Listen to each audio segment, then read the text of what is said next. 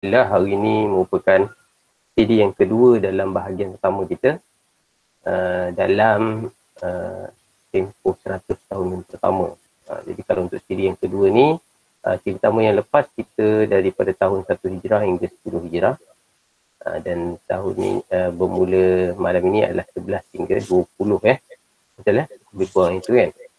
Jadi setiap 10 tahun dengan peristiwa yang dipilih oleh Ustaz Alif sendirilah. Jadi tanpa melengahkan masa, saya serahkan kepada Ustaz Alif untuk memulakan pengajian. Okay. Bismillahirrahmanirrahim.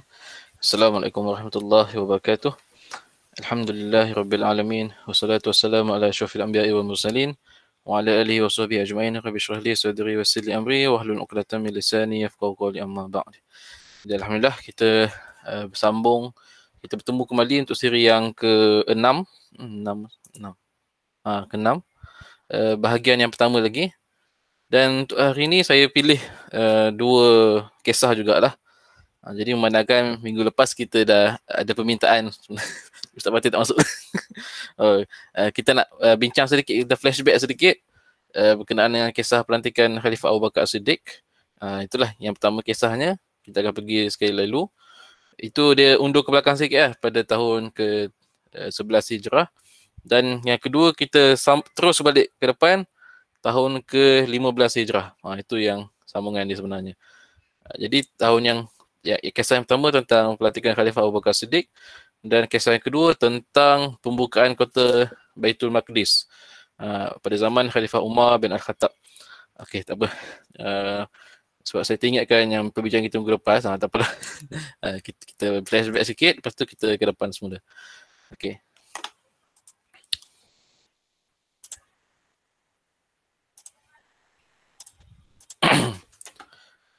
Andai kata kalau nanti saya akan tengoklah, akan cover balik lah untuk kisah tempoh dalam 11 Hijrah sehingga ke tadilah yang saya kata 20 Hijrah tu saya cover lah mana yang tertinggal nanti.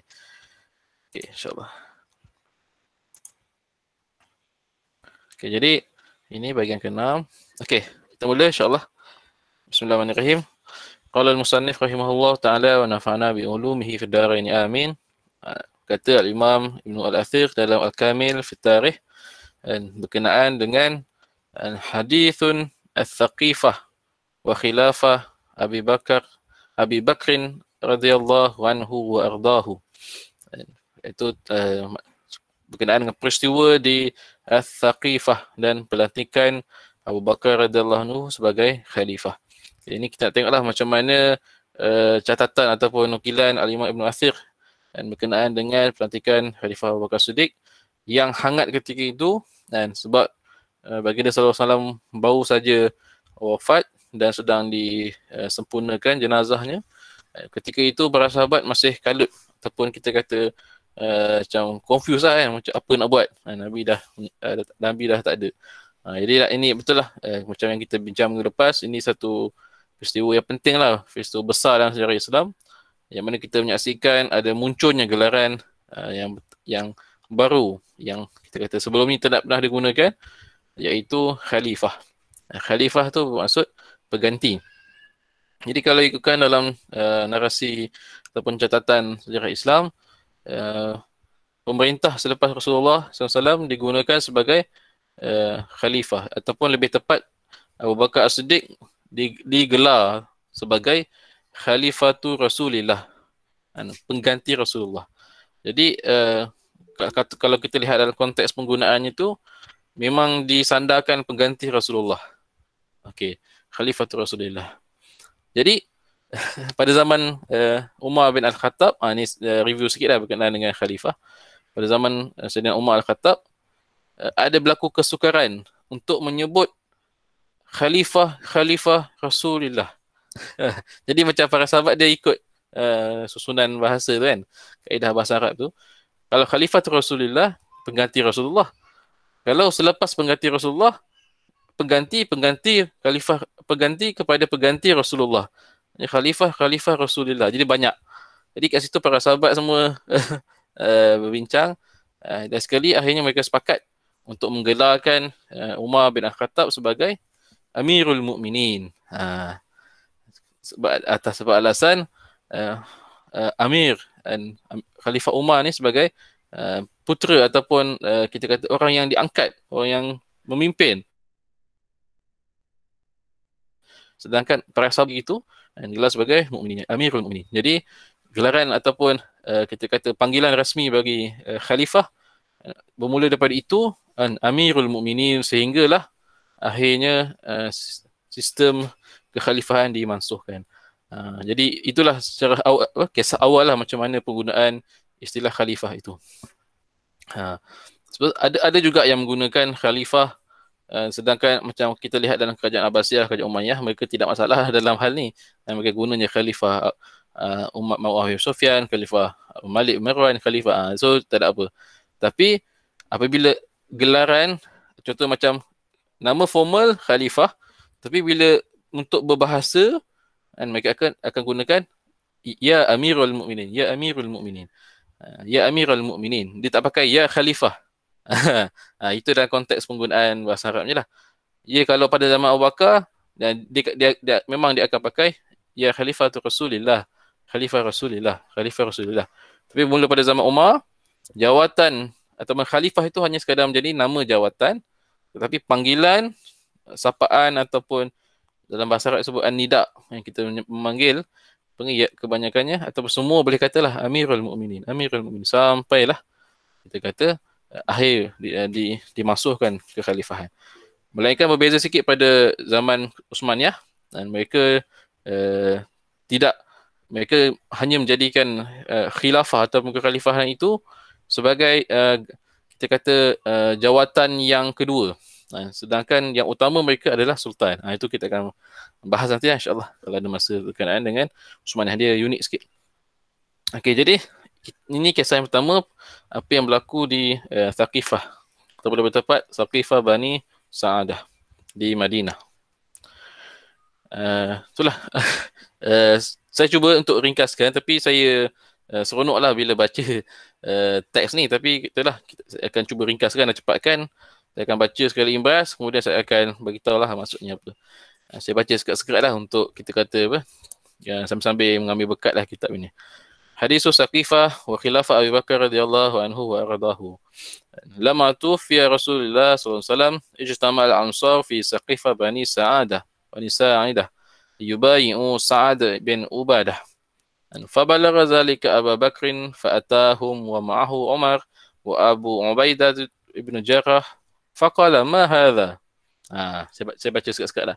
Jadi nak ceritakan waktu tu ketika baginda sallallahu alaihi wasallam wafat, kaum-kaum Ansar, golongan-golongan Ansar dah berkumpul siap dah di Bani Thaqifah Bani Sa'adah ni untuk memilih siapa yang akan mengganti Rasulullah mentadbir Madinah. Ketika itu mereka dah bersiap sedia dah untuk membai'ah ataupun melantik, bersepakat dah nak mengangkat seorang Ansar namanya, sahabat Ansar namanya Sa'ad bin Ubadah. Dia pemuka, kita kata ketua lah bagi pemimpin kaum Ansar. Kemudian tengah-tengah para sahabat Muhajirin sibuk dengan jenazah Rasulullah, sampai berita tu kepada Abu Bakar Siddiq dan para sahabat yang lain.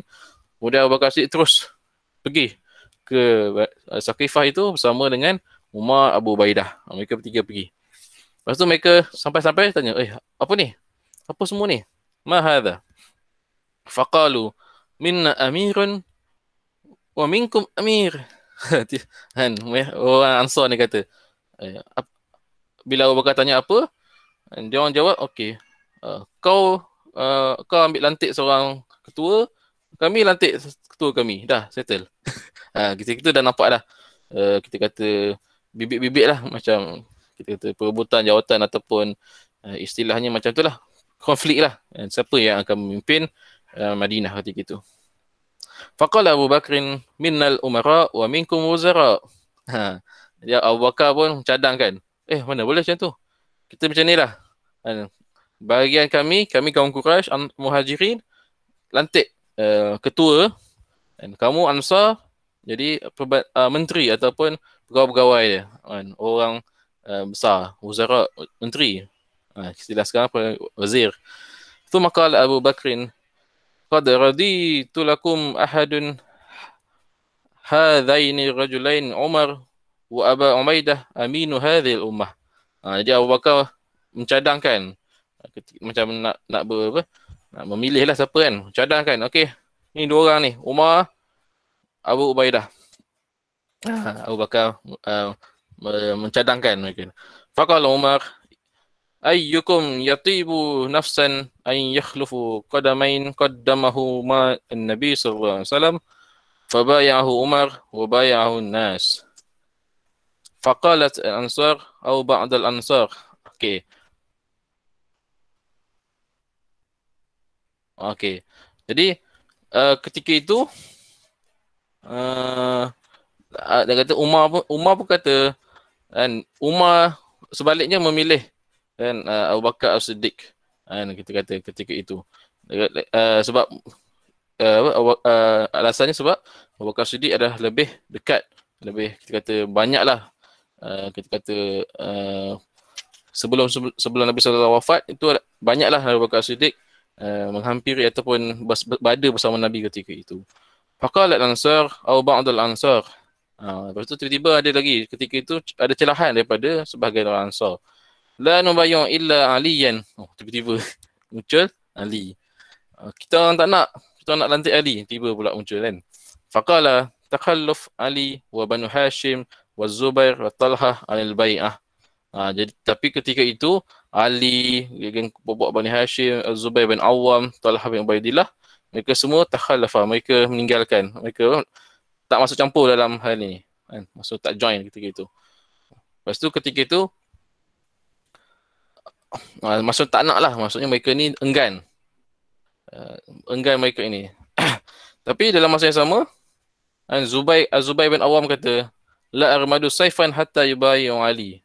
Zubair bin Awam dalam ketika ini memilih berpihak ataupun mencadangkan Ali. La armadu saifan, aku tak akan kita kata menyimpan pedangku ini kan, maksudnya diangkatlah, melainkan ataupun sehinggalah dibai'ah kan, kepada Ali bin Abi Thalib. Faqala Umar khuzu saifah wadribuhu bil hajar. Umar berkata ni macam agak konflik sikit ketika itu. Umar marah, Umar tak berhati. Ambil pedang itu, ambil pedang si Zubair itu, baling dia. Lontar dia dengan batu. Maksudnya nak menunjukkan apa kita kata Umar tu marah sangatlah. Summa atahum Umar fa akhazahum lil bai'ah. Wa qila lama sami'a Ali bai'a Abu Bakrin kharaja fi qamisi ma alaihi izaran wala ridaan ajilan hatta bai'ahu. Summa istada'a izarahu wa ridahu fatajallalahu. Wa sahih anna Amirul Mukminin ma bai'a ila ba'da 6 ashhur. Ni riwayat yang pertama lah. Saya teruslah.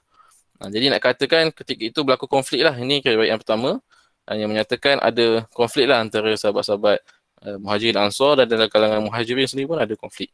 Mungkin nanti kalau ada sesi lepas ni mungkin kita boleh bincang lagi lah berkenaan dengan isu ni. Saya bacakan dulu teksnya. Okay. Jadi nak katakan proses pelantikan khalifah itu selesai ba'da 6 ashhur. Selesai 6 bulan baru betul-betul settle.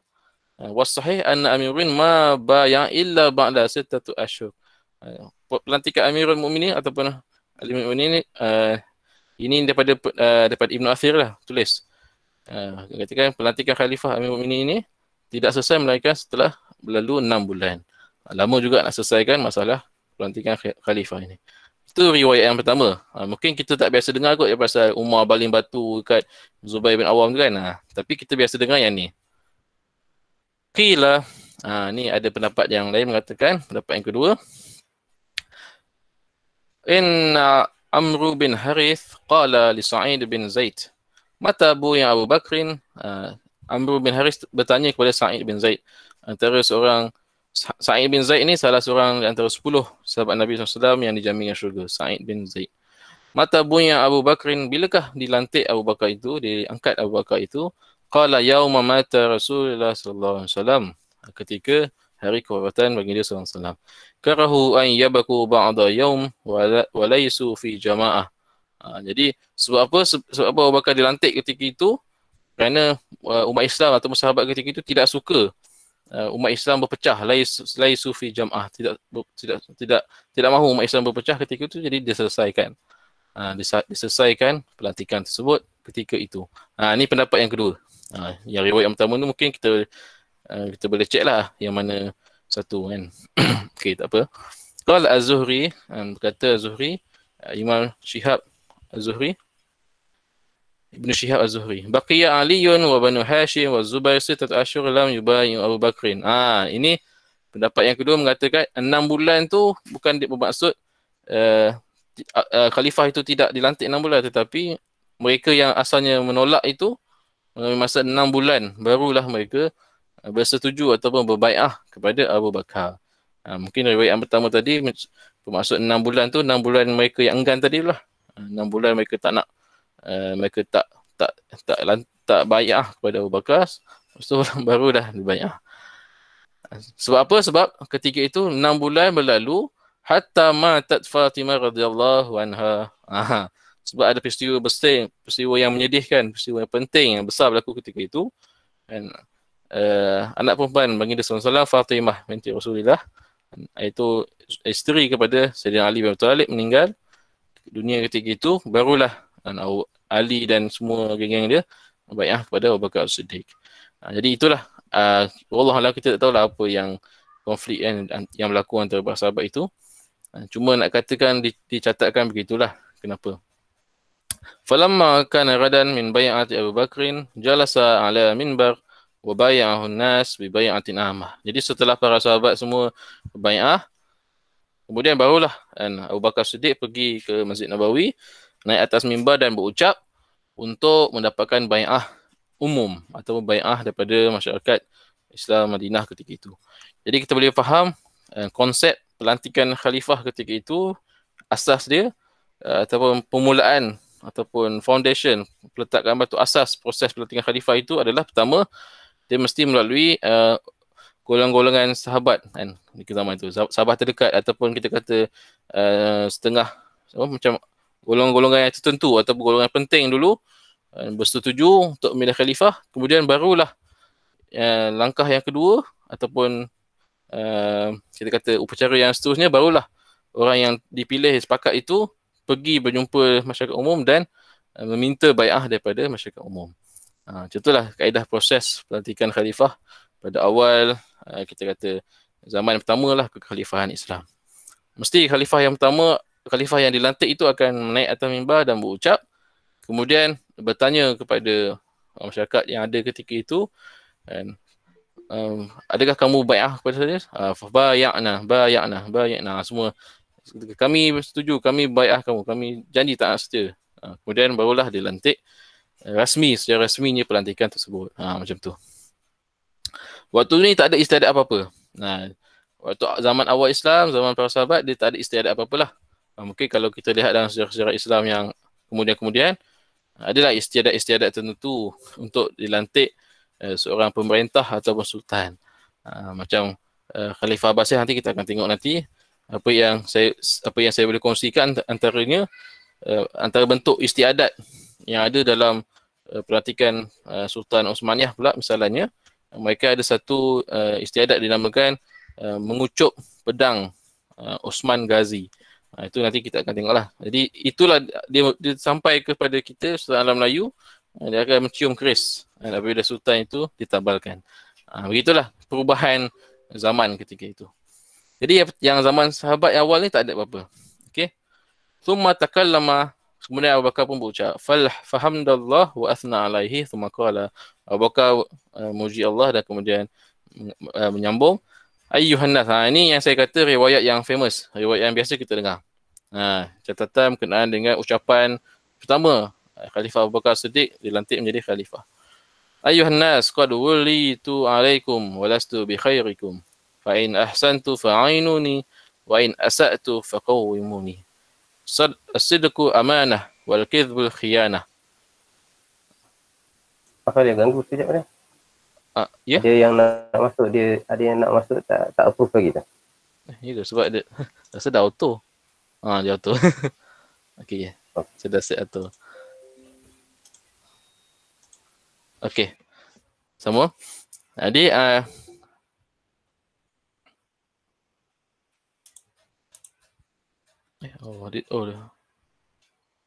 Okay, dia lambat sikit respon. Okay, jadi saya baca dulu والضعيف فيكم قوي عندي حتى أخذ له حقه والقوي ضعيف عندي حتى أخذ منه الحق إن شاء الله تعالى لا يدع أحد منكم الجهاد فإنه لا يدعه قوم إلا ضربه الله بالذل أطيعوني ما طاعة الله ورسوله فإذا عصيت الله ورسوله فلا طاعة لي عليكم قوموا إلى الصلاة رحمه الله. Rahimakumullah. Ini ucapannya lah. Ucapan Khalifah Abu Bakar Siddiq ketika mula dilantik menjadi khalifah.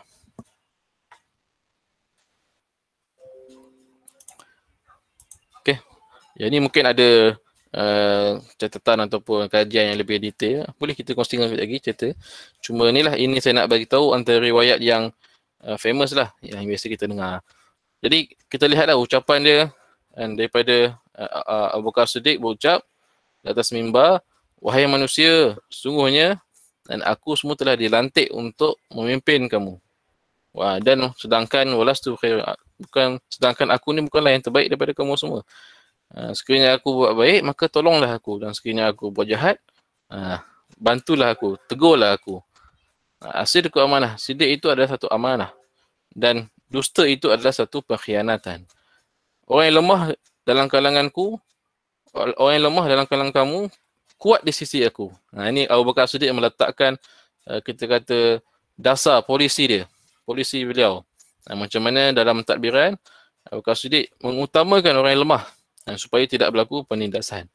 Sebab kita tahu Abu Bakar Siddiq ni seorang yang lembut, berhati lembut, seorang yang kita kata sopan, seorang yang budiman, gentleman kan. Jadi nak kata bila dalam urusan pentadbiran ada ketegasannya supaya tidak berlaku penindasan. Jadi orang akan nampak, okey, walaupun khalifah kita ni baik, tapi dia dah bagi tahu awal dekat ucapan dia. Rupanya ada ketegasan. Sebab apa? Sebab untuk mengelakkan penindasan, khalifah bagi tahu, khalifah jamin siap-siap orang yang lemah dalam kalangan kamu semua ni adalah kuat di sini. Maksudnya mereka ni akan mendapat kuat dengan bantuan dan sokongan daripada khalifah supaya tidak berlaku penindasan orang yang kuatlah dalam kalangan mereka tu, tidak berlaku penindasan. Hatta akhazalahu haqqah. Orang yang lemah itu kuat di situ sehinggalah aku memberikan hak mereka. Itu maksudnya. Dan orang yang kuat dalam kalangan kamu semua lemah di sisi aku sehingga aku mengambil apa hak yang ada pada mereka itu untuk diberikan kepada orang yang lebih berhak. Itu yang dimaksudkan. Jadi nak kata, macam saya kata tadi lah, itu polisi untuk mengelakkan daripada berlakunya penindasan. La yada ahadun, jangan kita apa? Kita kata apa? Tak ada seorang pun yang terhalang ataupun tak ada seorang pun yang dihalang daripada untuk berjihad. Kerana kalau terhalang jihad itu akan menyebabkan ditimpakan kehinaan kepada Allah, akan mentimpakan kehinaan kepada dia. So kata jihad. Abu Bakar Siddiq nampak ke situ beritahu kepentingan untuk berjihad. Jadi daripada situlah ekspedisi ataupun jihad-jihad, ekspedisi ketenteraan dihantar, bermula daripada diteruskan pada zaman Rasulullah, daripada zaman Rasulullah kemudian diteruskan pada zaman Khalifah Abu Bakar Siddiq, akhirnya berkembanglah sehingga Islam tersebar ke merata tempat. Begitu. Jadi asas dia sudah Abu Bakar Siddiq dah meletakkan polisi dia. Pertama, beliau akan memantras penindasan. Yang kedua, jihad yang jadi utama.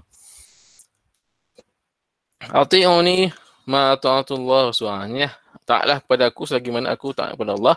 Sekiranya aku bermaksiat ataupun menyalahi perintah Allah dan Rasulnya, maka kamu semua tidak berhak untuk taat kepada aku lagi. Aku mu'isulah. Maksud ketika itu Khalifah Abu Bakar Siddiq berucap di hadapan para jemaah umat Islam ketika itu sebelum mendirikan solat. Jadi nak kata kita kata apa?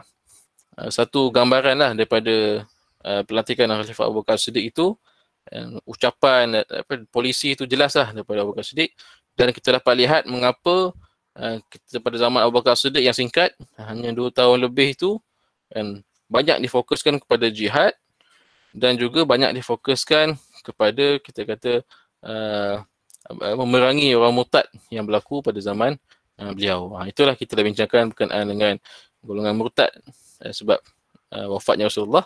Dan ke situlah ditegaskan jihad itu supaya untuk membantras golongan-golongan yang seperti ini.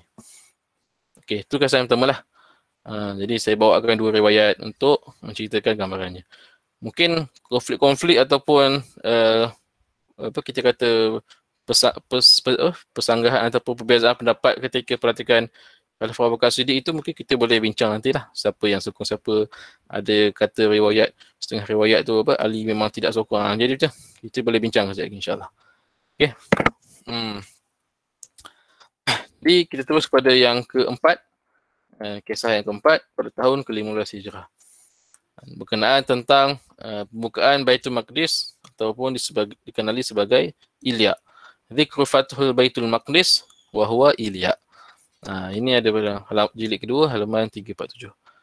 Ini mungkin untuk yang pertama kali yang dengar Baitul Maqdis juga dikenali sebagai Ilya. Ilya ni nama lama ataupun nama bahasa lain kot, ataupun bahasa Ibrani ke bahasa Syriani kepada Baitul Maqdis. Maksudnya sama, maksud dia Baitullah. Kita umat Islam Baitullah kita di Mekah. Tapi bagi ketika itu Baitul Maqdis itu dipanggil Baitullah. Sebab tu dinamakan sebagai Ilya. Okey, maksudnya. Dzikru Fathul Baitul Maqdis wa huwa Ilya. Okey. Fi hadhihi sanah futiha Baitul Maqdis wa qila sanatu 16 fi Rabi'il Awal pada tahun ke-16 Hijrah. Wassababu zalika annahu lama dakhala Artabun Ilya. Artabun saya cuba cari maksud dia, istilah dia bermaksud tribute. Tribute dalam bahasa Inggeris.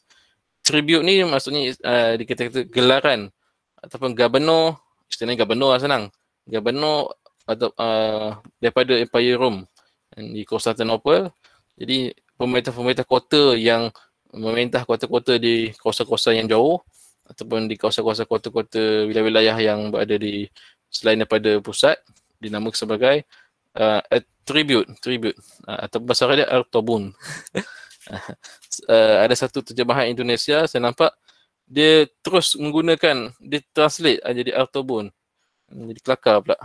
Sebenarnya Artabun tu adalah gelaran ataupun tribute lah. Mungkin gubernur kita panggilan, wali ke apa. Kita konteks kita gubernur lah yang moden. Senang kita gubernur kota Ilya ataupun Baitul Maqdis. Fatah Amru Razzah. Ketika itu zaman Khalifah Umar bin Al-Khattab, ekspedisi ketenteraan ketika itu 16 Hijrah sedang tertumpu di dua belah, sebelah Persia dan juga belah Syam ketika itu. Syam. Lepas dekat Syam tu hampirlah satu persatu kota daripada yang ada di Syam itu sudah dikuasai oleh tentera Islam. Amru ni Amru bin Al-As. Dan sebelum Amru Al-As pergi ke Mesir, dia settlekan dulu pembukaan Syam bersama dengan Khalid Abdul Walid dan Abu Ubaidah Al-Jarrah. Waqila, okey itu satu yang pertama. Wasabu zalika Fatah Amru Razzah. Itu yang pertama. Qila kana fatahuha fi khilafah Al-Bakrin thumma fataha Sabastiyah wa fiha qabr Yahya bin Zakaria alaihi salam wa fataha Nablus bi aman ala jizyah wa fataha Madinah Ludda thumma fataha Tubna wa Amwas wa Baitul Jabran wa Fathul Yafa. Ini pendapat yang kedua. Dia kata Ilya ni okey. Pendapat ni kata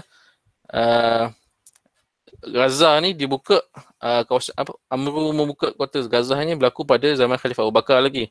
Di hujung Khalifah Abu Bakar kemudian masuk zaman Umar diteruskan. Ini disebutkan nama kota-kota yang berjaya dibuka. Waqila fataha Muawiyah wa fataha Amru Marsh'uyun falamma tamma lahu zalika arsala ila Artabun rajulan yatakallam bi Rumyah wa qala lahu isma' ma yaqul wa kataba ma'hu kitaban. Jadi dekat dalam mukadimah ni diceritakan tentang bagaimana satu persatu kota di Syam ataupun di Syria tu jatuh ke tangan tentera Islam. Yang mana ketika itu hal ini telah merisaukan Al-Tabu ni ataupun gubernur ni lah, kota Baitul Maqdis. Itu pusat lah, Baitul Maqdis berada di pusat, kita kata menjadi pusat kota kerajaan Byzantine lah ketika itu di wilayah Syria. Jadi sekeliling tu semua dah dikuasai. Jadi mereka ni gubernur ni pun jadi risau lah. Lepas tu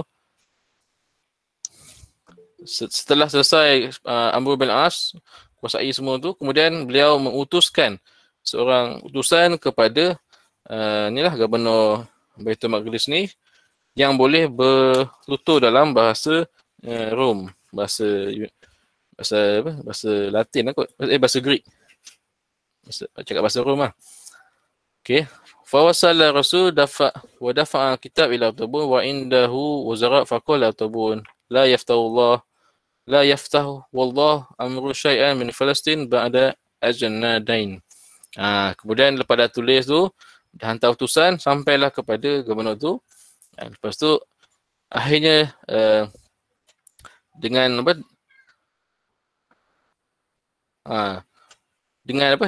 kita kata dengan yakinnya dia kata, okey, lepas ni cukup. Lepas ni diorang ni ataupun Amru dengan tentera dia takkan lagi dapat kuasai lagi dah kawasan ni. Maksudnya macam dia yakinlah dengan kemampuan dia nak pertahankan Baitul Maqdis tu. Maksudnya Palestin tu adalah satu wilayah dan pusat dia adalah kita kata Ilya ataupun Baitul Maqdis tu lah. Jadi nak kata sekitar, walaupun kawasan sekitar tu dah dikuasai, dia dengan yakin dia kata okey, sampai situ je. Lepas ni Amru takkan boleh nak kuasai dengan yakin yang dia kata. Faqala lahu min aina alimta hadha? Faqala sahibuha rajulun sifatu kaza wa kaza wa zikru sifatu Umar. Okey.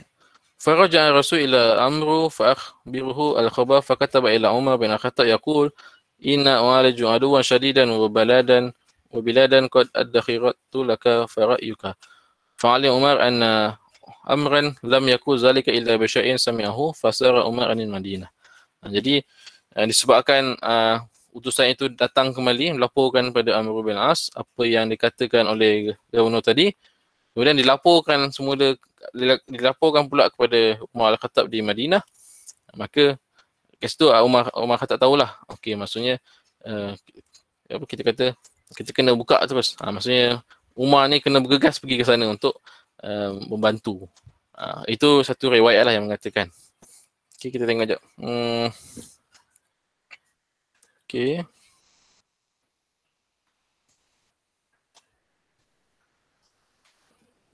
Sebab Amr bin As minta bantuan tentera. Okey, itu yang pertama. Yang kedua, riwayat yang kedua mengatakan waqila kana sababu qudumu Umar ila Syam anna Abu Ubaidah hasara Baitul Maqdis fatalaba ahlahu minhu yusalihahum ala sulhi ahli mudun Syam wa an yakuna mutawalliya lil aqli Umar bin Khattab. Ini pun saya bawa jugalah kisah yang famous yang kita biasa dengar. Inilah sumber dia yang kita dapat. Kita tengok. Jadi ketika itu berlaku Abu Ubaidah ditugaskan untuk mengepung kota Baitul Maqdis. Pada akhirnya penduduk ni minta bantuan. Minta untuk berdamai. Bukan minta bantuan, minta untuk berdamai. Tapi syarat dia kena Umar Khattab sendiri yang datang ke Baitul Maqdis untuk memeterai perjanjian dengan mereka. Fakatab ilahi bizalika fasara anil Madinah. Lalu ditulislah surat kepada Umar bin Khattab. Kemudian Umar Khattab kemudian bertolaklah meninggalkan kota Madinah, pergi ke Baitul Maqdis. Wastakhlafa 'alaiha Ali bin Abi Talib. Beliau melantik Ali bin Abi Talib sebagai pengganti beliau untuk mentadbir ataupun menjaga kota Madinah ketika itu, dan Umar keluar pergi Baitul Maqdis. Faqala lahu Ali. Ali pun bertanya kepada Umar, "Aina takhush bi nafsik? Kamu nak ke mana ni? Innaka turidu aduwan kalban." Soalnya kamu ni nak pergi jumpa musuh ni. Macam tu seolah-olah. Macam membahayakan dirilah. Faqala Umar pun menjawab, "Ubadiru bil jihad qabla mautil Abbas." Aku nak pergi berjihad sebelum Al-Abbas bin Abdul Muttalib meninggal. Pakcik Nabi SAW. Innakum law faqadtumul Abbas la'ang taqadtu bikum syarran kama yantaqidu al-hablu. Tengok jadi Umar pun menjawab, aku nak pergi berjihad ni, nak pergi sahut seruan jihad ni sebelum Abbas meninggal dunia. Kerana apabila kamu telah kehilang Abbas, maka kamu akan mendapati kita kata apa, akan ditimpa satu ujian yang berat. Dia kata macam apa, sebelum masa terlambat Umar terus pergi. Mungkin wallahualam kita pun tak tahu sebab apa. Jadi kita lihat Umar ni nak cepatlah sebelum Abbas meninggal dulu, baik Umar pergi dulu. Mungkin Umar nak meninggal sebelum Al-Abbas, wallahualam. Tapi kat sini ditulis famata Al-Abbas li sitti sinin min khilafah Uthman. Kita kata akhirnya Umar dah pergi settle semua zaman Khalifah Umar. Akhirnya Al-Abbas meninggal dunia pada tahun yang ke-6 daripada pemerintahan Khalifah Uthman bin Affan. Fantaqada bin Nash Asyar. Ketika itu berlakulah apa yang disebut oleh Umar bin Al-Khattab, ditimpalah keburukan. Wallahualam kita tak pasti keburukan apa. 6 tahun selepas pemerintahan Khalifah Uthman bin Affan. Mungkin ketika itu 6 tahun tu berlaku huru-hara ataupun konflik, wallahualam lah, sebabkan selepas kematian Al-Abbas bin Abi Talib. Itulah nak kata Umar ni kita kata seorang sahabat yang diberikan ilham oleh Allah Ta'ala. Beliau dapat menjangkakan ilham daripada Allah Ta'ala. Beliau tahulah apa yang berlaku. Banyaklah ijtihad ataupun pendapat dia dijadikan rujukan fatwa. Itulah sehingga ada yang menulis tentang ijtihad Umar Al-Khattab dan sebagainya. Wallahualam. Itu satu riwayat. Jadi kita sambung lagi. Riwayat yang tadi menceritakan lepas Ali dah tanya Umar pun jawab dia nak pergi berjihad. Kemudian wasara Umar faqadimal jabiyah alal farsin wa jami'i ma qadama Syam arba'u marrat. Ini dia ceritalah sepanjang tempoh pemerintahan Umar pergi 4 kali. 4 kali Umar pergi ke Syam. Al-ula ala furs. Kali pertama Umar pergi naik kuda. Wa thaniyah alal ba'ir. Kali kedua Umar pergi naik unta betina. Naik unta lah. Kali ketiga naik baral, naik kedai. Wa raja'a li ajli ta'un. Yang kali ketiga inilah yang Umar pergi separuh jalan kemudian terpaksa balik sebabkan ta'un, amwas. Inilah sejarah ta'un lah. Penyakit wabak yang melanda ketika itu di Syam sehingga menyebabkan terkorbannya para sahabat, antaranya Abu Ubaidah Al-Jarrah. Wa rabi'ah ala himar. Kali keempat naik keldai. Baral dan keldai, himar lebih kurang sama lah. Baral ni mungkin kecil sikit daripada himar. Baral. Tapi haiwan tunggangan. Wa kataba ila, itu selingan lah. Wa kataba ila umara'i ajnad an yuwafawhu bil jabiyah li yawmin samahu lahum fil mujarradatin wa yastakhlafu ala amalikum falakuhu haythu rafa'atu lahum jabiyah. Jadi ketika mana Umar ni dalam perjalanan, Umar menghantar utusan pergi ke kita pemimpin kawasan di bahagian Syam tu untuk jumpa dia dekat Jabiyah. Di Jabiyah satu tempat. Jabiyah ni sekarang ni dekat dengan di sebuah kampung di barat kota Damsyik. Maksudnya dia bergerak daripada situ. Kita boleh bayangkan peta tak ada pula. Kita tengoklah peta daripada Madinah. Mereka tak pergi ke Damsyik dulu, di kawasan Damsyik. Kemudian barulah turun pergi ke Baitul Maqdis. Bersama dengan para sahabat, follow, ikut belakang. Yurafiq, ikut belakang. Fakan awwalu man laqihi Yazid bin Abu Sufyan. Muawiyah ada adik, ada abang rasa. Abang, sebab Yazid meninggal dulu. Abang lah, Yazid bin Muawiyah dan Muawiyah bin Yazid, Muawiyah bin Abu Sufyan. Yazid bin Abu Sufyan. Dia dua beradik tu lah. Dua-dua ni terlibat dalam pembukaan Syam. Wa Abu Ubaidah ثم خالد على الخيول عليهم ديباج والحرير فنزل وأخذ الحجرة ورماهم بها وقال Masya Allah, ni satu kisah lah yang yang dicatatkan macam mana seorang pemimpin menegur rakyat je. Jadi Umar Khattab bila dia pergi masuk nak pergi ke dalam perjalanan tu sampai ke Jabiah tu kan jumpa para sahabat yang lain, antaranya Yazid, Abu Ubaidah, Khalid. Ketika itu beliau Umar Khattab ni disambut dengan mereka ni, para sahabat ni dengan pakaian dibaj wal harir. Ni dibaj ni pakai sutra lah, pakaian licin-licin kan, pakaian mewah lah. Jadi Umar terkejut lah.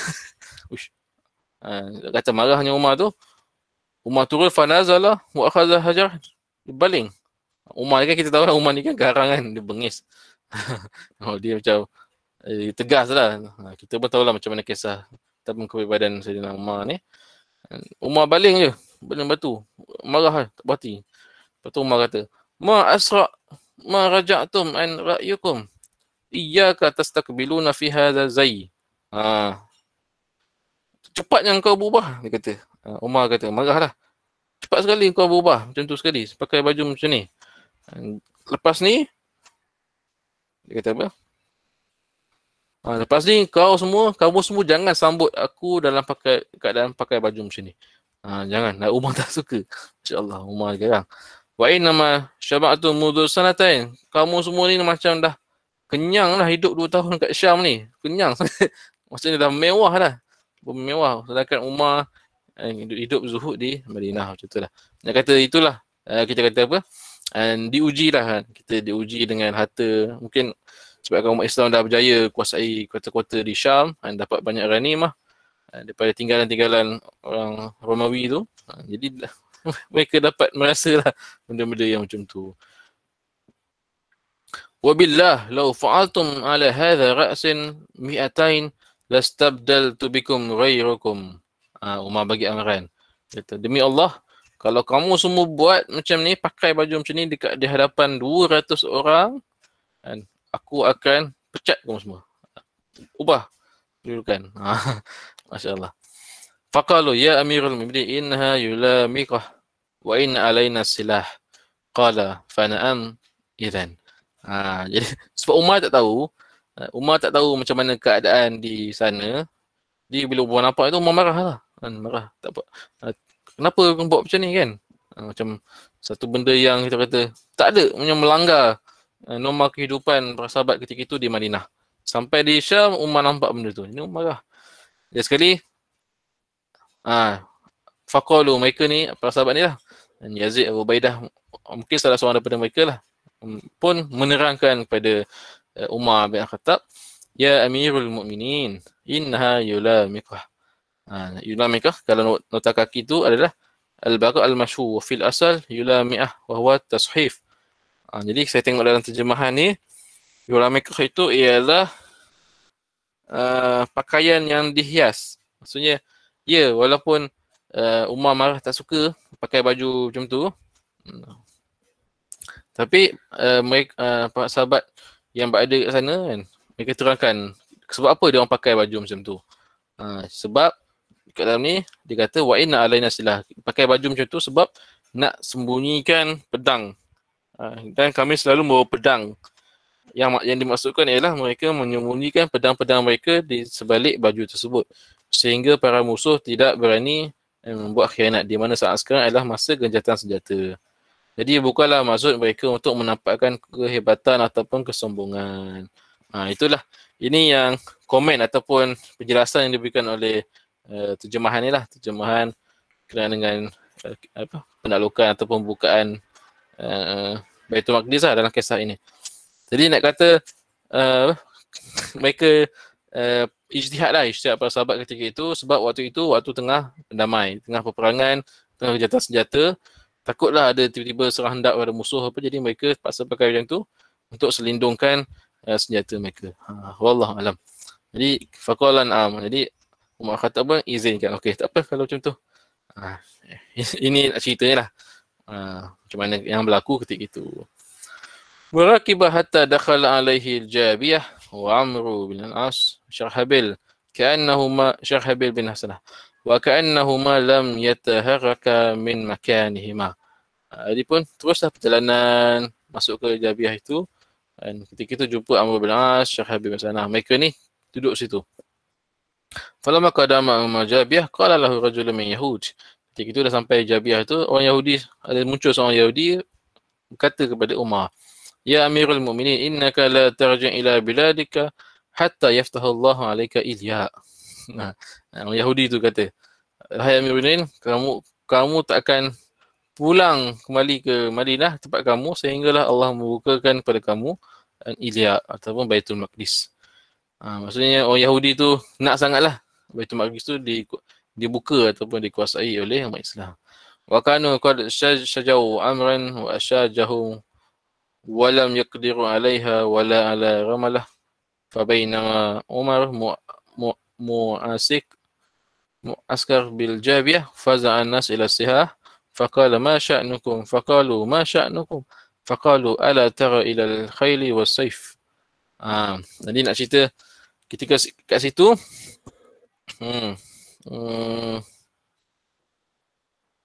ketika itu kan berlaku kita kata gencatan senjata. Lepas tu ketika itu juga Umar Khattab diiringi oleh para sahabat dan kira macam diiringi oleh petentera lah nak pergi ke Baitul Maqdis daripada Madinah pergi ke Jabiah. Dan Jabiah itu diiringi oleh para sahabat dengan pasukan tentera lah, dengan bawa pedang apa semua kan, supaya nak mengelakkan daripada ditakuti diserang hendak oleh musuh dan sebagainya kan. Itulah rombongan tu daripada Jabiah pergi ke Baitul Maqdis. So nak ceritalah pasukan ataupun rombongan Umar Khattab tu ada senjata apa semua, kata memang dah kata satu rombongan yang besar lah.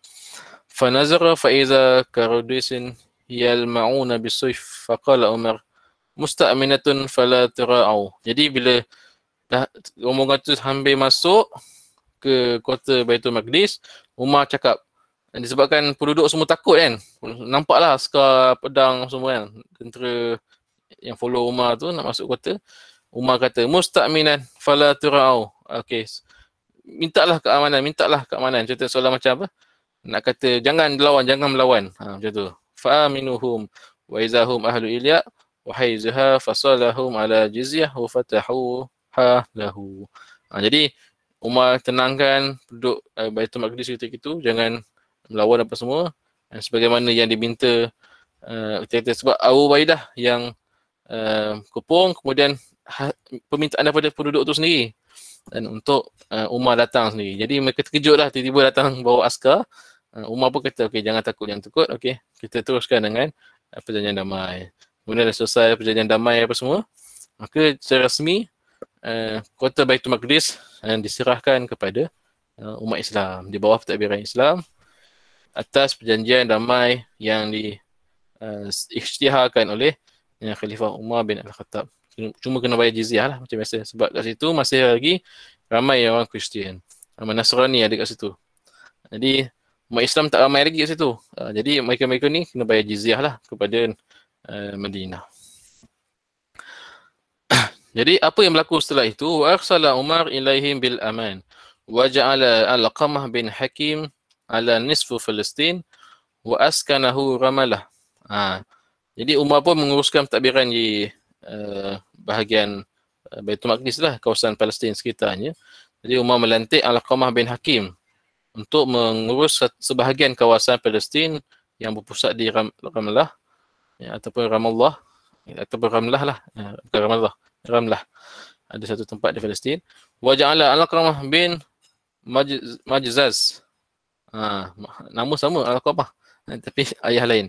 Al-Qamah bin Majzaz ala nisfiha al-akhar wa askanahu Ilya. Jadi Palestin tu dibahagi dua lah. Sebahagian lagi daripada Al-Qamah bin Hakim yang berpusat di Ramlah. Sebahagian lagi berpusat di Baitul Maqdis Ilya yang diserahkan ataupun ditakbir oleh Al-Qamah bin Majzaz. Wa damma Umaran wa Syarhabil ilaihi bil Jabiyah falaqahu rakiban faqabala rakabat rakbatuhu wa dhamma kullu wahidin minhuma muhtadanahuma. Summa sara ila Baitul Maqdis min Jabiyah farkaba farsahu far'a bihi arajan fanazala anhu. Okey. Okey, tadi inilah nak kata lepas dah selesai, dah bagi semua kawasan pentadbiran. Kemudian Umar pun jalan dah Baitul Maqdis. Jadi kota tu mungkin lepas dah selesai tu Umar pun berjalan lah di sekitar kota tu lah. Jalan memantau. Jadi farabi harajan fanazal anhu wa ata bi birzun. Birzun. Nanti apa dah sebutan dia tu? Kalau tengok nota kaki ni, yutlaku ala ghair arabi min khailin wal baral min fasilatun khailiyah azama khalqatan ghalizul a'dha qawilul arjal azimul hawafir jama'ahu barazin. Jama' dia barazin. Jadi bila saya tengok perkataan ni, ketika itu Umar terjumpa satu sejenis ekor kuda yang pelik lah.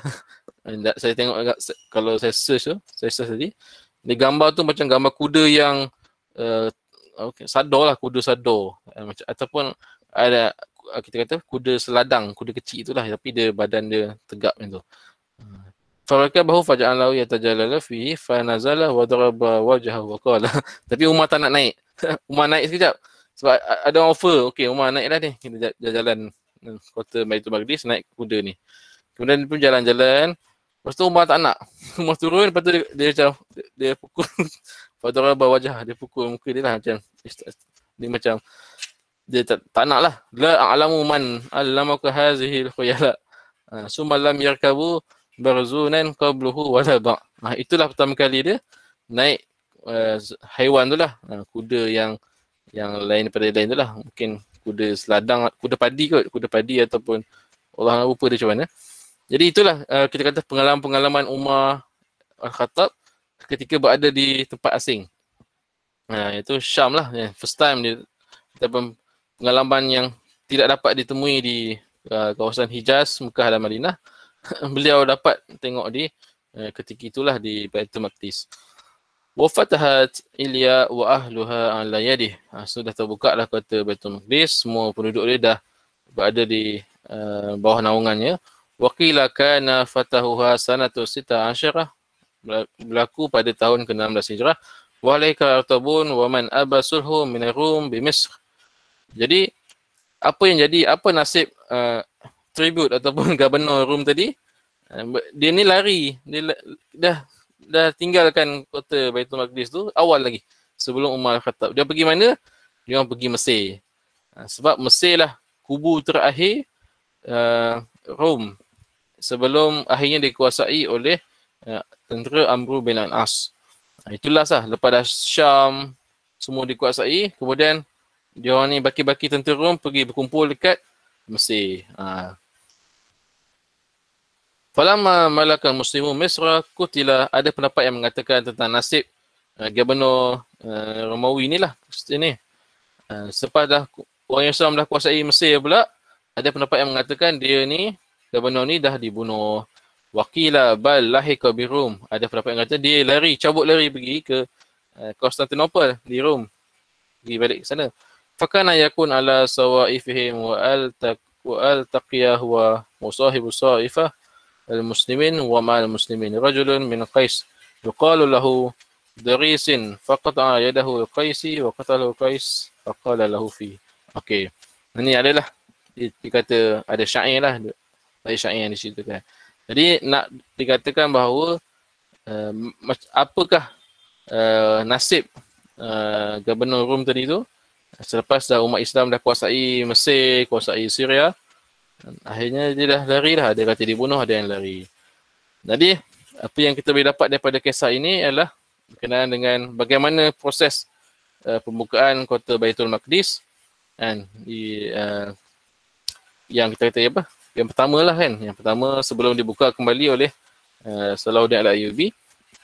Dan kita boleh lihat jugalah tadi macam yang kita baca peristiwa-peristiwa ataupun pengalaman pertama Umar Khattab melihat benda yang dia tidak nampak sebelum ni, dia terkejut dan dia marah dan sebagainya.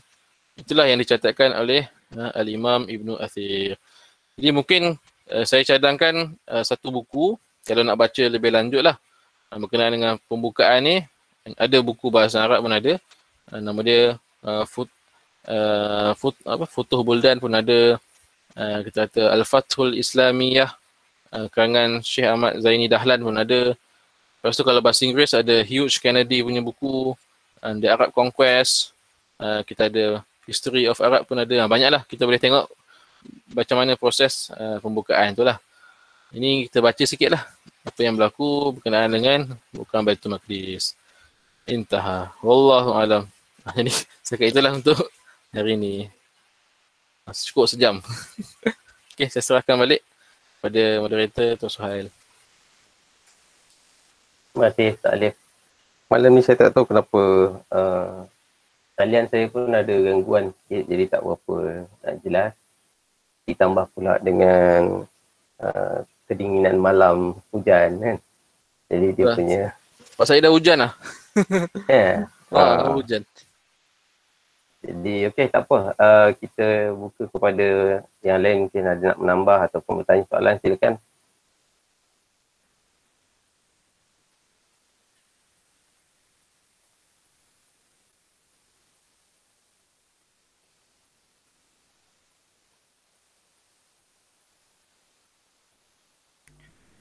Hello, Assalamualaikum.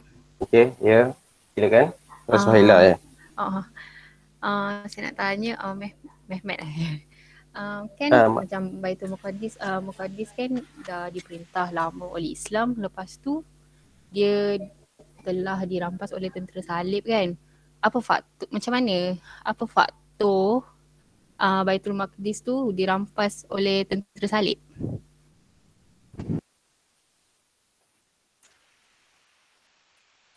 Boleh jawab tu bang? Boleh? Silakan jawab. Silakan. Terima kasih Suhailah. Tu kawan sekolah pula. Kawan universiti saya juga tu. Okey, jadi berkenaan dengan Baitul Maqdis, kisah kita pada malam ini, itu dia pertama kali kita tahu Umar Khattab kuasai Baitul Maqdis di bawah Mentadbiran Islam. Kemudian berlalu zaman Khalifah Ar-Rashidin, kemudian masuk zaman Khalifah Bani Umayyah. Khalifah Bani Umayyah, Baitul Maqdis masih lagi dipelihara sebab pusat pemerintahan berada di Damsyik. Jadi secara tak langsung dekatlah dengan ibu kota kerajaan. Tak ada masalah. Tapi masuk je zaman kerajaan Abbasiyah, dan ketika itu zaman kerajaan Abbasiyah dah pindah ke kota Baghdad. Jadi bila kota Baghdad tu jauh pula daripada Baitul Maqdis. Jadi bila jauh, dia tak dapat perlindungan yang sepenuhnya lah seperti yang berada pada zaman Bani Umayyah. Jadi ditambah pula ketika itu zaman kerajaan Abbasiyah ada muncul kerajaan Syiah yang berpusat di Mesir, kerajaan Fatimiyah. Satu persatu lepas dia dikuasai Mesir, kerajaan Fatimiyah ni dikuasai Syria, dikuasai kawasan Palestin, sehingga akhirnya kita kata Baitul Maqdis tu berada di bawah pemerintahan kerajaan Fatimiyah Mesir.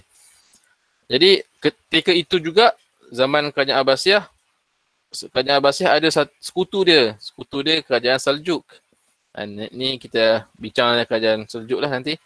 Jadi kerajaan Saljuk ada ketika itu yang selalu bersaing ataupun bertukar-tukar ownership lah antara Saljuk dengan Fatimiyah lah. Masing-masing bertukar penguasaan ke atas Baitul Maqdis.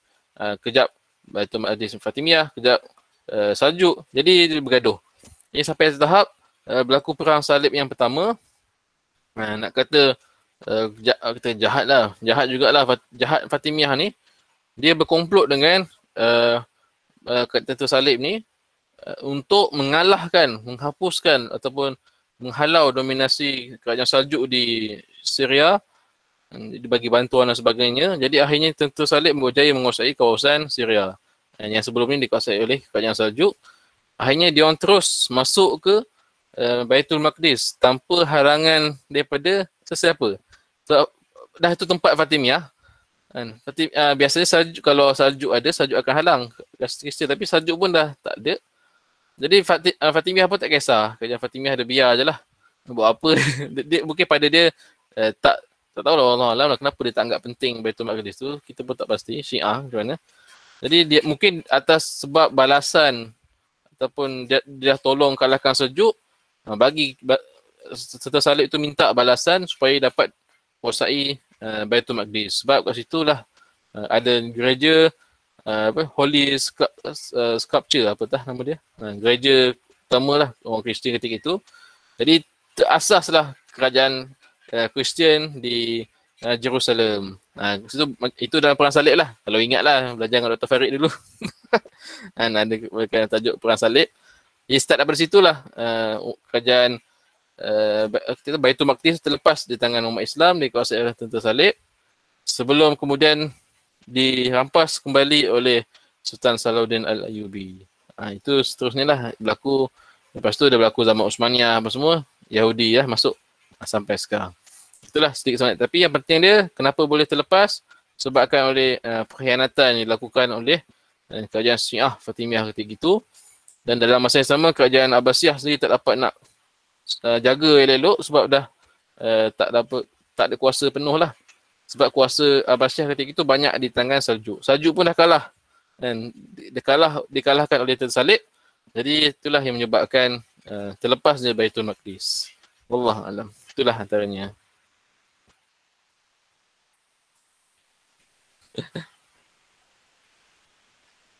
Baik, terima kasih. Ada mungkin soalan atau tambah ke yang lain? Saya punya line ni dia macam tak stabil sikit. Oh, ya ke? Malam ni. Dia bersangkut Dia sangkut sikit lah. Hujan ke? Tapi kalau kesempatan ni saya nak berkongsi sikit lah berkenaan dengan apa yang harap ada dengar clear sana. Ada okay. Jelas. Okay. Berkenaan dengan Ta'un Amwas tadi ada melibatkan Sayyidina Umar. Saya nak kongsi sedikit lah berkenaan dengan apa yang ada saya sediakan dalam saya punya CD perkongsian lah. Ada nampak ke slide? Dapat. Network tak okey? Tak nampak pula. Nampak berkenaan dengan Ta'un ni, perkara menarik lah bila kita Ta'un, lebih-lebih lagi dalam keadaan kita dilanda COVID sekarang. Jadi dalam perbincangan berkenaan dengan Ta'un ni, banyak dah ulama kita membincangkan tentang Ta'un.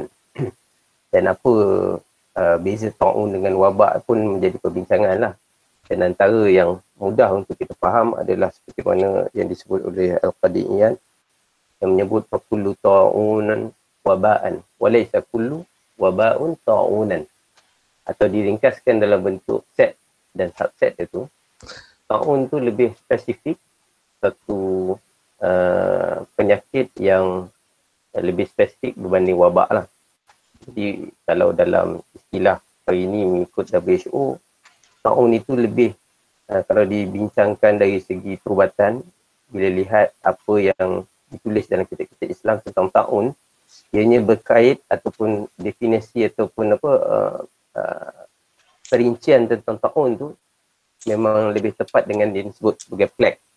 Saya sekadar nak kongsi perkara ni sebab cukup menarik tentang ini. So, wabak, kadang-kadang dalam setengah kitab pun dia bertukar-tukar guna Ta'un, guna wabak. Tapi Ta'un tu sendiri dia adalah lebih spesifik kalau berbandingkan wabak. Dan Ta'un tu sendiri, setiap zaman Ta'un tu berbeza-beza lah. Jadi adakah Ta'un itu COVID juga termasuk dalam Ta'un? Mungkin juga, tetapi Ta'un tu sendiri dia tak ada khususan sakit apa. Berbanding dengan bahasa Melayu sebut Ta'un, memang Ta'un, sakit Ta'un kan dalam bahasa Melayu kan. Jadi sakit Ta'un tu dia lain lah. Dia bukanlah Ta'un seperti mana yang dibincang dalam kitab-kitab seperti mana kitab-kitab Islam yang lain lah. Jadi banyak ulama yang bincangkan hal ini seperti Ar-Razi, Al-Majusi, Ibn Sina, Nawawi semualah. Cuma saya tertarik bila kita nak kongsikan tentang ini. Bila sebut pandemik terbesar dunia, kurang-kurangnya 3 ni. Tapi pandemik yang betul-betul terjadi sejak sebelum Masihi sampai ke hari ini, lebih kurang 20 pandemik terbesar. Tetapi saya nak kongsikan 3 saja Sebab 3 ni dia sangat terkesan dengan dalam sejarah Islam dan juga kemudiannya terkesan dengan zaman kita hari ini. Dan tahun Amwas tu nanti kita akan sebut sikit. Sebab Justinian Plague ni, kalau kita tengok sejarah dia berlaku tahun 541 dan dia berlangsung sampai kurun yang ke-9. Maknanya dalam lebih kurang 400 tahun. Dia on off, bermula di Palestin dan Byzantine dan kematian melibatkan 30 hingga 50 juta orang. Kemudian berlakunya Baghdad ditawan oleh Mongol. Lepas tu Black Death, ataupun di dalam kitab-kitab Islam dia tak sebut Black Death, dia sebut sebagai Al-Waba Al-Am. Yang ini sangat besar dan banyak kitab-kitab membincangkan. Dan kemudian Spanish Flu yang dekat dengan kita. Kalau Black Death tu melibatkan sehingga 200 juta orang mati tau. Ini bukan kes saja tapi kematian. Itu juga dengan Spanish Flu bermula di Hong Kong, kemudiannya melibatkan 50 juta kematian. Dekat sini sikit je lah sebenarnya, slide ni panjang. Saya nak tunjukkan kat sini. Tahun-tahun yang dibincangkan dalam kitab ada tahun Syariah. Ini pada zaman Nabi, terjadi di Empire Sasan. Bahagian Parsi. Kemudian Ta'un Amwas. Ini yang dibincangkan, yang sampai hari ini pun orang bincangkan. Sebab di situlah terjadinya sekatan perjalanan. Kan hari ini kita ada sekatan perjalanan sebab inilah. Sebab Sayyidina Umar dalam perjalanan ke Syria, kemudian patah balik. Jadi di dalam kisah, di tengah-tengah tu, yang wakil daripada Syria kata, kenapa tak teruskan kan? Jadi adalah dialog-dialog tu panjang tu. Dan kemudiannya kata, aku pernah terdengar Nabi kata kalau tempat tu ada penyakit jangan keluar, yang luar pun jangan masuk kan. Jadi dekat situ perbincangan yang penting. Dan Ta'un Amwas, Ta'un Syariah dan juga satu lagi Ta'un Bil Kufah ini dia tak dikira pandemik, dia hanya dikira endemik. Maksudnya kawasan tertentu berdekatan tempat-tempat itu saja, macam di Syariah, di Amwas, di Palestin Amwas, di Kufah. Yang ini adalah lanjutan daripada Justinian Plague. Ini daripada lanjutan Justinian Plague. Dan dia menarik sebab apa? Pada waktu itu, perbincangan tentang Justinian Plague tidak ada dalam kitab-kitab Islam kerana mereka hanya tertumpu pada tahun-tahun ini je. Sebab dia lebih pada lokaliti lah. Betul, lokaliti dia je. Tapi dia adalah, dia berkait sebenarnya. Dia dah merebak. Cuma dia on off. Jadi dia berasal pada Justinian Plague. Dan menarik tentang tu sebab Justinian Plague bila mula wujud, orang Islam tak bincang pasal Justinian Plague ni. Tapi yang terjadi pada orang Kristian, dia orang mula menyalahkan ini bala pada Tuhan ke gitu kan. Jadi dia kata boleh tak kita larikan diri daripada jangkitan ni. Isu-isu yang hari ni pun wujud balik kan. Inilah kita, sebab kita lah banyak tak dengar kata Tuhan jadi bala dan sebagainya kan. Jadi cerita ni detail lagi lah, panjang. Menarik. Kemudian berlaku Ta'un Basrah, kemudian Ta'un Fatayat yang kena pada perempuan saja. Yang menarik bila Imam Az-Zahabi Imam Az-Zahabi bila dia sebut dalam Syiarul A'lam An-Nubala, yang ini poin yang saya tengok tidak ramai lah ustaz-ustaz hari ni pun berkongsi. Sebabnya kata kenapa masjid ditutup kan. Kita kena lebih dekatkan diri pada Tuhan dan sebagainya kan. Tapi Imam Az-Zahabi dalam kitabnya Syiarul A'lam kata pada zaman itu dalam sekitar kurun yang ke-11 kurun ke-11 kan? 11 ya. Dalam kurun itu dia kata tak pernah dilihat sebelum ini masjid yang ditutup hingga seorang pun tak boleh solat. Maknanya zaman tu dah ada dah. Masjid ditutup, seorang pun tak boleh solat. Disebabkan oleh ta'un ataupun hari ni kita panggil Melayu panggil wabak je lah kan. Pandemik. Tambah lagi Al-Makrizi kurun yang ke-14. Waktu itu dah mula zaman Black Death melanda Eropah sangat teruk. Dan dia menjangkiti sampai ke Syam, dia ikut Mediterranean. Laut Mediterranean. Jadi semua pesisir itu semua kena. Al-Makrizi sebut dalam kitabnya As-Suluk. Dia cakap azan dihentikan di seluruh bandar dan daerah. Hanya satu saja tempat yang dibenarkan azan. Maknanya lagi teruk juga keadaan kan. waktu tu. Betul. Tempat-tempat zawiyah pun ditutup, tempat perkumpulan sufi semua ditutup. Dan satu lagi Ibnu Hajar Al-Asqalani, kurun yang ke-15, menulis famous dalam ini famous kan. Bazul Ma'un fi Fadl Ta'un ini menariklah cerita dia, sebab dia 3 orang anak dia mati kan akibat pada wabak Black Death, ataupun kalau nak cari Ta'un Al-Am ni. Yang itu memang banyak bincang tentang asal-usul wabak semua ni. Bala tu, itu bala ke apa bagi orang Islam, sepatutnya bagi orang beriman bala itu rahmat dan sebagainya lah. Jadi bila sebut tahun Amwas tadi, saya teringat perkara ni yang saya nak kongsikan sikit lah kan. Alang-alang kita bercerita tentang ni. Kalau kita pergi, saya punya slide ni panjang, dia ada cerita tentang bagaimana sampai sekarang ni banyak kesan-kesan yang terjadi hari ni. Kita sepatutnya bersyukur lah, kita masih lagi dalam keadaan tak terteruk Black Death, tak terteruk zaman-zaman di mana yang ditulis oleh kita imam-imam Ibnu Hajar, Maqrizi dan sebagainya lah. Jadi sekadar untuk berkongsi lah kepada kita semua. Bila sebut tentang Ta'un Amwas tu, memang saya teringat benda ni.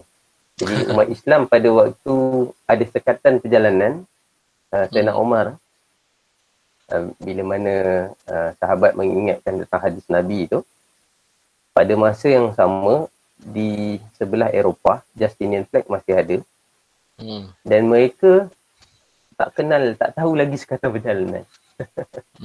Betul. Sekatan perjalanan dia tak tahu, dia tak tahu juga tentang penjarakan sosial hari ni pun dah dibincangkan kan. Kalau penjarakan sosial tu, kalau ini banyak hal cerita ni kan. Penjarakan sosial tu dah dibincangkan dalam Saya tunjuk satu lagi last ni bagaimana gambaran wabak yang tadi, wabak Al-Am tu, ataupun dipanggil Al-Fasul Kabir ataupun dipanggil Sana Al-Fana. Cuba kita baca teruk lah kan. Terjadinya wabak dengan bau busuk mayat, minum air bercampur bangkai dan lalat, dan dia berlanjutan 15 tahun. Jadi kita bersyukurlah hari ni kita tak sampai lagi setahun. Baru nak dekat setahun kan. Janganlah kita nak bising-bising sangat. Kita terimalah dengan tabah dan sabar kan. Sebab memang ulama' sebelum ni pun dah mengalami lebih teruk lagi daripada kita kan.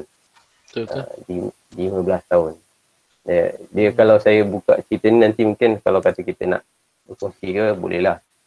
Sebab banyak lagi catatan-catatan yang menarik. Ibnu Battuta catatan satu demi satu. Dia pergi satu negeri ni 2,000 orang mati satu hari. Daripada Syam dia turun sampai ke Mesir, setiap tempat bandar dia pergi tu dia cerita macam mana orang mati waktu tu. Memang dahsyat lah. Kalau Mesir pula, catatan di Mesir bagaimana dalam sekitar 3 km panjang laluan tu, nak jalan tu terpijak mayat dia. Begitu ramainya orang mati lah. Waktu tu sekitar 10,000 orang satu hari kan. Jadi ini antara perkara menarik lah. Saya teringat berkenaan ni saya baru dengar lah ni, pun berkenaan dengan wabak jugalah. Baru-baru ni saya dengar kuliah daripada ni ceramah Ustaz Hanafiah. Hanafiah. Beliau ulas tentang kitab dia lah, Bazlul Ma'un ni. Dia ceritakan dia kata apa, wabak ni dalam ceramah dia kata dia berulang 100 tahun sekali. 100 tahun sekali, 100 tahun sekali. Itu yang pertama. Tu yang kedua, dia kata juga dalam tu wabak ni dia akan ambil masa selama 2 tahun untuk reda. Jadi bila abang sebut tadi kita baru setahun kan, sikit nampak. Itulah, alhamdulillah kita dah hampir nak masuk 2 tahun kan. InsyaAllah lah 2 tahun ni harapnya reda lah COVID ni. Lepas tu betul yang bila buat kajian pasal pandemik secara purata, pandemik-pandemik yang biasa lah, yang tadi tu memang dahsyat lah. Yang biasa memang dia ambil masa average 2 tahun. Betul lah. Lepas tu saya ingat yang terakhir lah, saya ingat poin dia kata kita kata kat dunia ni dia ada 2 lah. Dia kata berdasarkan daripada tulisan ulama' lah sebelum dia kata sama ada bencana ataupun wabak. Kalau tak ada wabak, dia akan ada bencana besar. Jadi Ustaz Nafiah tu katalah, sebab dia katalah kalau tengok tahun ni berapa kali gempa bumi? Berapa kali banjir besar? Jadi berapa kali apa tu tadi? Banjir besar, gempa bumi, banjir besar dengan apa tu lagi saya ingat. Letusan gunung berapi. Bukan, dia melibatkan ni lah, air, tanah dengan udara lah ni. Udara, pencemaran udara. So dia kata banyak berlaku tak tahun ni, dia kata. Jadi sebabkan benda tu tak ada, fenomena alam tu tak ada, wabak tu ada, dia kata macam tu. Lepas tu dia kata jugalah hikmah kenapa Allah bagi jadi gempa bumi, supaya tanah tu disusun ataupun digegarkan balik lah, untuk bagi jadi seimbang balik. Dia katanya lah hikmah dia. Lepas tu banjir besar tu kenapa? Supaya alirkan air-air yang tercemar, air-air yang kita kata menakung, air-air yang tersumbat dekat sungai apa semua, banjir habis semua dialih. Lepas tu taufan, angin taufan, ribut taufan. Kalau ribut taufan tu kalau berlaku, maksudnya dia bersihkan balik ataupun dia neutralkan balik lah seolah-olah udara yang ada kat dunia, kat bumi ni lah. Jadi rumusan ni kata hasil daripada sebabkan tak berlakunya bencana 3 alam ni, bencana alam yang ni, nanti wabak pun ada, Allah gantikan dengan wabak. Macam itulah ulasan dia kata. Sebab kalau biasanya ada berlaku taufan, macam tahun lepas ada taufan lah kan, taufan Katrina lah, taufan apa lah kan. Lepas tu ada gempa bumi, letusan gunung berapi semua. Tahun ni tiba-tiba tak ada kan, tiba-tiba ada wabak pula. Macam itulah. Itu yang dia kata. Sebab asal wabak ni adalah disebabkan pencemaran je. Pencemaran udara, pencemaran air, dengan pencemaran tanah. 3 pencemaran ni. Jadi Allah nak bersihkan, hikmah ada macam kejadian bencana alam tu, seperti Allah nak membersihkan balik lah 3 jenis pencemaran ni lah. Sebab tu dia adakan bencana tu. Jadi bencana tak ada, wabak tu pun ada lah. Itulah ulasan dia. Allah. Itulah tu satu perspektif yang menarik lah. Hadis hikmah dia. Tapi tu lah, dia cerita tu waktu dia ulas kitab lah, Bazlul Ma'un lah. dia ulas. Masya Allah. Ya. Itulah tambahan yang sikit je sebenarnya yang disebut tadi kan. Tak apa. Tapi sekadar alang-alang kita dalam keadaan COVID ni, kita kongsi sikit lah. Itu Puan Putri, mungkin ada nak bercakap sikit, lama tak dengar suara.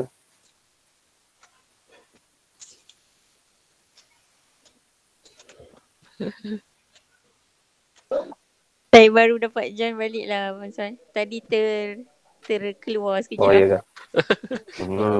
Okay. Tak apa lah. Lepas ni kita minta ada kongsi lah sikit baca kitab tu kan. Kak Put lah, Kak Put boleh ke? Aduh. Saudara Ikram ada apa-apa? Yang mungkin nak kongsi ke, bertanya ke apa kan? Kita 5 orang ni, 6 orang ni bolehlah saya sebut nama. Ada tak?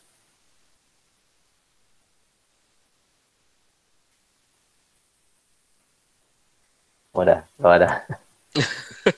Okey. Zuriati Zuriati.